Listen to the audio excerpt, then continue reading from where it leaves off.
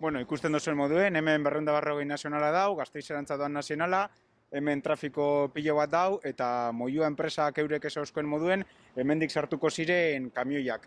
Eurek sartu gure dure, 24 tonako kamioiak, kamioi handiek, eta gure dure sartu 6 kamioi orduro, kamioi bat 10 minuturo. Hementik pasatzen da guztiok sartzen garen errepide bakarra, hau da dekogun errepide bakarra, eta enpresa, kokatu gure doren lekue, justo beste aldean dau. Ointxe ikusiko dugu nahi baduzue.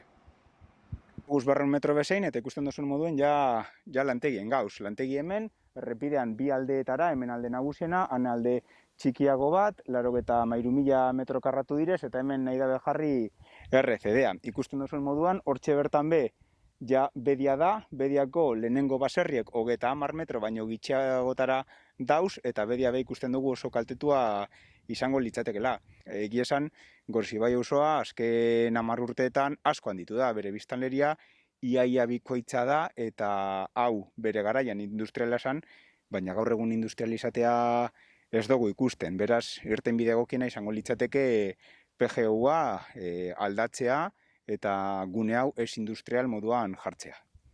Bueno, RCD bat gazteleraz esan gure dau residuos de construcción y demolición.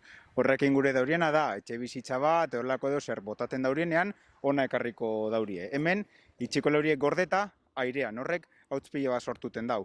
Gero horiek egiten dauriez txikitu edo birrindu, gero hori birziklatzeko, eta horrek bebai hautz pilo bat sortzen da. Honen arazo behar bada nagusena izango litzateke hautsa. Gero enpresa beragaz eukin gendun batzar batean, ez euskuen ekarriko zaurele bebai eskoria de fundizion, fundizioetan sortzen den eskoria. Horrek metal astunak dekoz, eta bebai horrek oso positxoak dira, hemendik bertatik pasatzen diren bi errekentzako, eta arnastean badau pertsonentzako.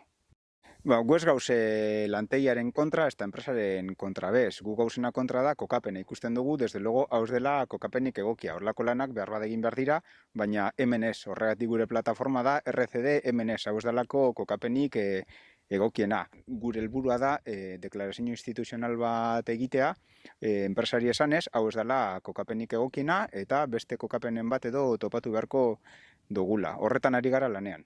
Astigarragan, horrelako lantegi bat, etxe bizitzatik urbienera 2 kilometrotara dau, baina hirigunetik 8 kilometrotara.